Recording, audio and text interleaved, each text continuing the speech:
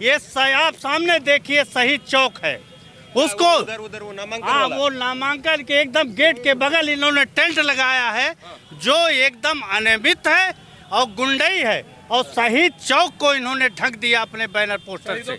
ये शहीदों का अपमान है, ये इनके कृत्य हैं। ये आप ये कह रहे हैं कि जहां पर नामांकन अभी हो रहा है राहुल गांधी का, उसके ठीक बाहर गेट के ऊपर ये बीजेपी ने अपना टेंट लगाया है। हाँ टेंट लगाया हो, एक आदमी नहीं है। टेंट तो ये कई लगाए हैं, लेकिन आदमी इनके नदारत हैं, कोई नहीं है। ये लगाना चाहिए। अब आप देखें पीछे लगा हुआ लगी है है मोदी की, सब जगह के बोर्ड उखड़वा रहा है। वो तो एक अथोराइज है, लेकिन ये है ना, तो जो ये लगा हुआ है गेट के सामने, कलेक्ट्रेट गेट के जस्ट बगल में जो लगा हुआ है, और कैंडिडेट का आप देखिए दिनेश सिंह जी का लगा हुआ है, किस तरीके से ये चुनाव आचार संहिता का सीधा उल्लंघन है। ये चुनाव आयोग के सब देखना चाहिए, इस तरीके से जो ये काम कर रहे हैं ये बहुत बड़ी मतलब एक तरीके से शहीद चौक लिखा हुआ है, उस पर क्या है वो? शहीद चौक भाई स्मारक है वो, उसको ढंग मुझे दिया मालूम है। इस तरीके से नादरशाही हो रही है यहाँ पे, पूरी नादरशाही मचाए हुए है। भारतीय जनता पार्टी जो सरकार है वो नादरशाही पे आमादा हो गई है। चुनाव आयोग भी इनके साथ चुनाव लड़ रहा है, चुनाव आयोग भी इनके साथ चुनाव में है। क्यों ऐसा क्यों लगता है आपको? आप देख लीजिए, यहाँ पे सामने देख लीजिए, इसके बाद देख लीजिए, आप यही देख लीजिए, इस तरह से अपमान शहीदों का, और कलेक्ट्रेट गेट को इन्होंने कब्जा कबर कर लिया है गुंडाई के लिए। लेकिन जब पब्लिक साथ आती है ना तो बड़े बड़ों की गुंडाई खत्म हो जाती है। आप कह रहे हैं कि शहीद चौक को ढक दिया गया है। हाँ बिल्कुल, ये शहीदों का अपमान है और सत्ता का दुरुपयोग है। ये यही चुनावी नामांकन के लिए ये लगाया आज लगा हुआ अरे सुबह, भाई, सीधे सीधे आचार संहिता ये कल का शाम को उल्लंघन है। रात में भारतीय जनता पार्टी के लोगों ने आके शहीद चौक को ढकने का काम किया है। ये टेंट भी लगाया हुआ है, ये टेंट लगाने का नाम जगह की ही घोषणा है। ही कल हुई है।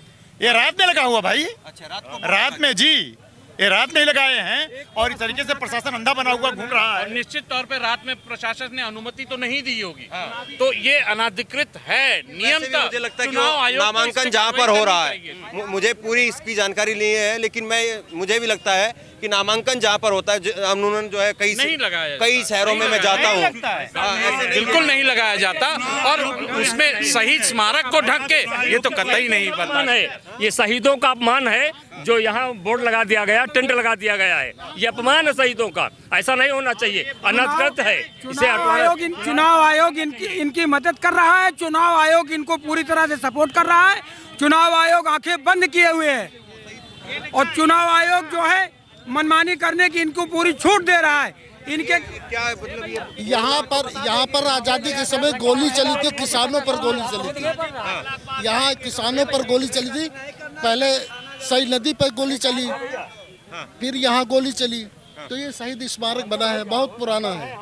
ये आजादी के समय का? आज़ादी के समय जब गोली कांड हुआ, सबसे पहले भाव में चली गोली, उसके बाद दूसरी गोली चली यहाँ सई नदी में, जब सई नदी का पूरा पानी लाल हो गया था।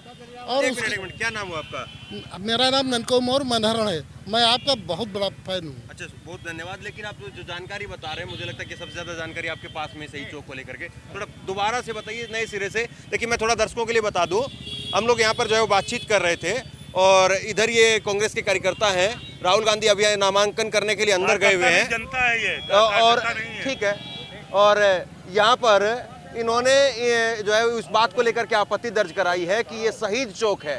और अभी हमारे साथ में जो शख्स हैं वो कह रहे हैं कि आज़ादी के समय का है ये जो शहीद चौक है वो आज़ादी के समय का है, और ये फिरोज गांधी द्वार है और उसके बगल में ही शहीद चौक है। तो मुझे नहीं पता कि चुनाव आयोग को क्या जो है वो नियम है।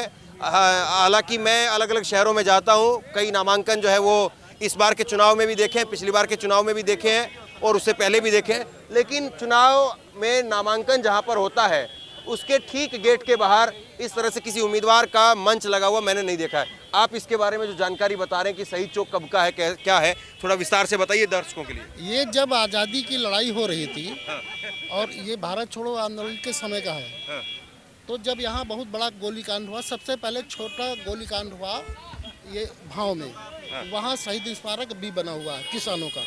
दूसरा गोलीकांड हुआ सई नदी के किनारे, वहाँ भी शहीद स्मारक बना हुआ है, वो बहुत बड़ा गोलीकांड था। तीसरा गोलीकांड यहाँ हुआ आके, अच्छा, जिसमें फिर पंडित जवाहरलाल नेहरू भी आए थे यहाँ, उस गोलीकांड में, और किसानों के ऊपर बहुत भयंकर गोलीकांड। और ये इतिहास में आज़ादी के इतिहास में ये पढ़ाया भी गया है। हम लोगों ने इतिहास, आज़ादी का इतिहास पढ़ा है और यहाँ पढ़ाया भी गया है। और हमारे बुजुर्ग लोग भी बताते वहाँ पर पर्दा लग गया है। हाँ, ये पर्दा गलत है, ये गलत है। असल बात में अगर देखा जाए तो प्रजातंत्र नहीं रह गया है, प्रजातंत्र सीधे सीधे तानाशाही है। और तानाशाही में मेरा कहना तो ये है, तानाशाह घमंडी होता है और जो घमंडी होता है वो मूर्ख होता है। जी, मैं इस समय के प्रधानमंत्री, इतिहास में जब भी लिखा जाएगा इस प्रधानमंत्री को सबसे ज़्यादा झूठा, घमंडी और धूर्त निकम्मा। अरे लेकिन मोदी जी कह रहे हैं कि मेरे जीते जी संविधान को कोई नहीं बदल सकता है, मेरे जीते जी संविधान को मैं किसी को हाथ नहीं लगाने दूंगा, इस तरह से वो कह रहे हैं। संविधान ना बदलने का कारण है जनता बगावत कर देगी, लेकिन आप बताइए संविधान के अनुसार कोई चल रहा है? ना तो चुनाव आयोग का गठन संविधान के अनुसार हो रहा है, ना प्रशासन संविधान के अनुसार चल रहा है। उनके सांसद, उनके विधायक लगातार कह रहे हैं कि हमको 400 पार की बहुमत दीजिए, हमें संविधान बदलना है। मैं उनसे पूछना चाहता हूँ वो संविधान में क्या बदलाव करने, क्या उनको अंबेडकर और गांधी के संविधान पे विश्वास नहीं है? उनको मौलाना अबू कलाम के संविधान में विश्वास नहीं है? उनके कहने, क्या इसको लेकर के कोई शिकायत भी दर्ज कराएंगे आप लोग? ये बिल्कुल जी, अभी हम लोग यहाँ आए हैं, देखे हैं, इसकी शिकायत दर्ज जरूर कराएंगे, ऑनलाइन भी कराएंगे चुनाव आयोग को, और अभी हम कलेक्टर को इसको ज्ञापन को आप ये देखिए उनकी कथनी और करनी का फर्क। यहाँ लिखा है विरासत भी और विकास भी, और ये विरासत थी जिसे इन्होंने ढका है। ये कथनी और करनी का फर्क देखिए। साझी विरासत है, साझी विरासत है, और उसको ये ढक रहे हैं। ये विरासत के और विकास के दोनों के ग्रहण हैं, ये ग्रहण हैं दोनों के, और ये साफ दिख रहा है, मौके पे ही दिख रहा है। एक तरफ ये कथनी है और एक ये करनी है, आमने सामने। आम देख लीजिए, सामने विरासत भी और विकास भी, ये इनकी कथनी है। और आपकी तरफ रहे लेकिन फोटो से ये बिल्कुल बिल्कुल आपकी तरफ रहे, लेकिन नजरें झुकी हुई है। आप देखिए नजरें झुकी हुई है, नजरें मिला नहीं रहे, नजरें मिला नहीं रहे, और ये है उनकी कथनी और करनी, ये फर्क है।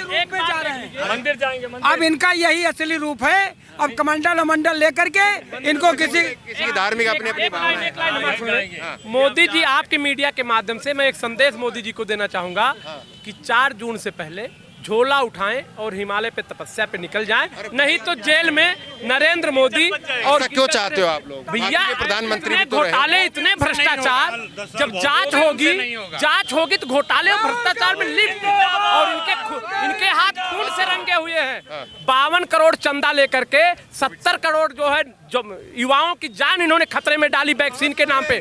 52 करोड़ चंदे पे 70 करोड़ लोगों की जान के साथ खिलवाड़। पाकिस्तान कंपनी से भी इन्होंने चंदा लिया, इन्होंने बीफ कंपनी से भी चंदा लिया, और कहते हैं हम देशभक्त हैं, और ये आचार संहिता का उल्लंघन करते हैं। तो ये रायबरेली में मुद्दा क्या बनेगा?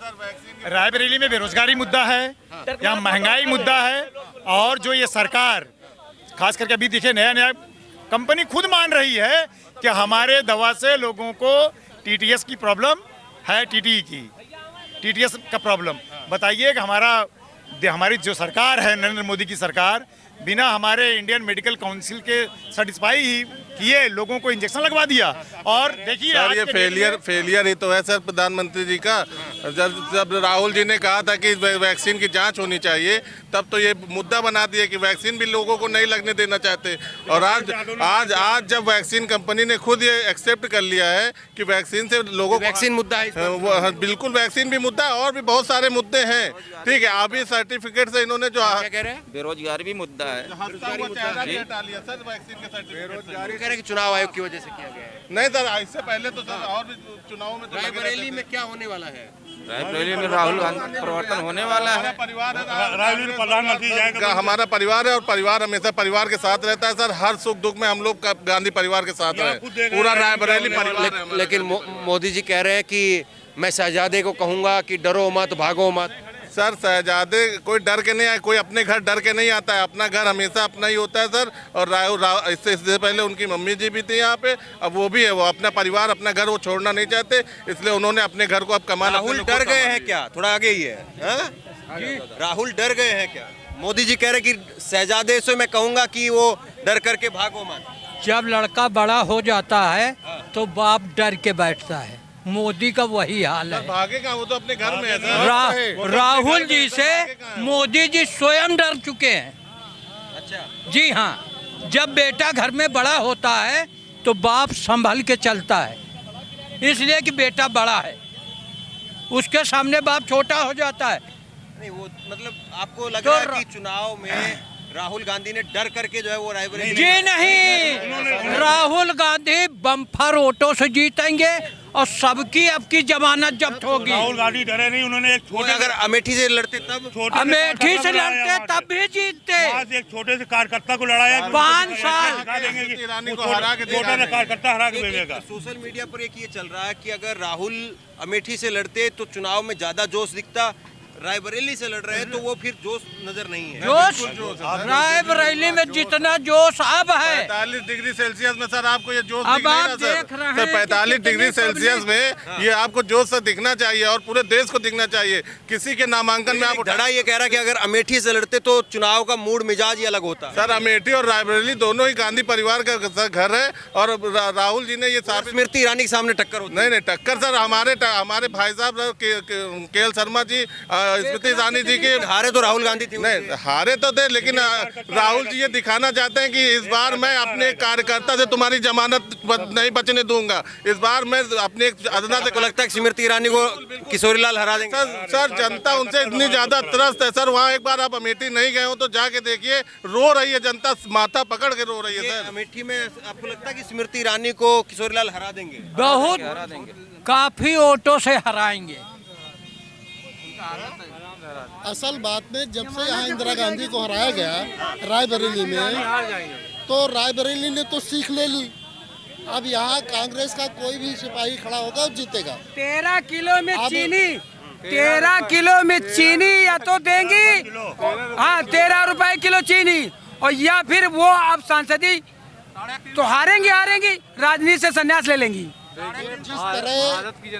जिस तरह रायबरेली की जनता पछताई थी इंदिरा गांधी को हराने के बाद, उसी तरह चूंकि मैं अमेठी के बॉर्डर पर हूँ, मेरा रहने वाले हैं? मेरा गांव बकवारा रुस्तमपुर नया पंचायत है, तो अगल बगल गांव है, अमेठी सटा हुआ है, वहाँ के लोग पछता रहे हैं राहुल गांधी को हरा करके।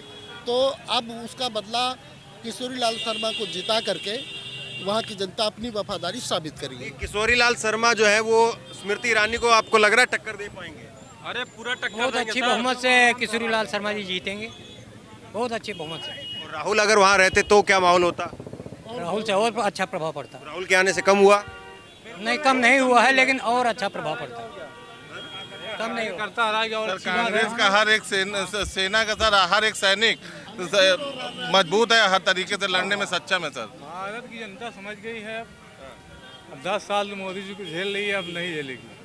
झेल लिया है? हाँ अब नहीं। अरे वो कह रहे विकसित विश्व गुरु, ये 47 में विकसित कर्जा हो गया देश के ऊपर, 2 लाख के ऊपर कर्जा हो गया है, कहाँ विश्व गुरु बन रहा है देश। और जो के.एल. शर्मा वाली बात हो रही है, के.एल. शर्मा वाली जो बात है, रायबरेली और अमेठी पूरी टीम उनकी बनाई हुई है, जितने कार्यकर्ता के.एल. शर्मा जी नहीं बनाया है। ये आप जान लिए, पूरी टीम अब किस बार उनको जिताएगी। अमेठी की जनता उनके लिए लड़ रही है। ठीक कह रहे हैं क्या? जैसा विचार हो तो अच्छा ही बोलेंगे ना, ठीक बोल रहे हैं। आपको क्या लग रहा है अमेठी में, रायबरेली में? हम लोग तो बात ही करने के लिए यहाँ पर हैं। नहीं ठीक है। क्या ठीक है? जीतेंगे राहुल जी ही जीतेंगे हमारे रायबरेली जिले से। शर्मा जीतेंगे। जब योगी जी यहाँ नगर पालिका में प्रचार करने के लिए यहाँ नगर पालिका नहीं जिता पाए, तो यहाँ इसको जिता पाएंगे? राहुल के अलावा यहाँ कोई नहीं टिकेगा, यहाँ कोई नहीं टिकेगा राहुल के अलावा। कभी नगर पालिका में योगी जी नहीं जिता पाए? योगी जी और उनके जितने नेता सब आए प्रचार करने के लिए। एक छोटा सा एक कस्बा है, उसको नहीं हिला पाए तो राहुल को हिला पाएंगे? जमात नहीं बचा पाएंगे।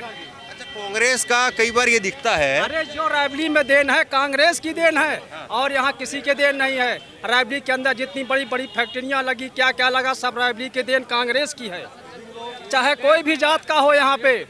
एक बात जो है कांग्रेस के कार्यकर्ताओं के लिए कही जाती है कि बीजेपी का कार्यकर्ता, आरएसएस का कार्यकर्ता जितना गलियों में सड़कों पर उतरता है वो उतना जो है कांग्रेस का नहीं उतरता है। तो क्या ये इस बार के चुनाव में कुछ है?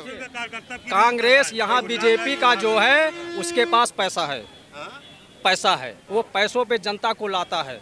और यहाँ पे जितनी जो जनता आई है उसको एक पैसा नहीं, वो एक चाय भी नहीं पिएगा राहुल गांधी का, समझ गए। और जब बीजेपी का कोई मीटिंग होती, अबे योगी जी आए थे एम्स में, तो उसमें सहायिका को कितने कितने को गाड़ियों भर के लाए, गेट बंद करके रोका गया था।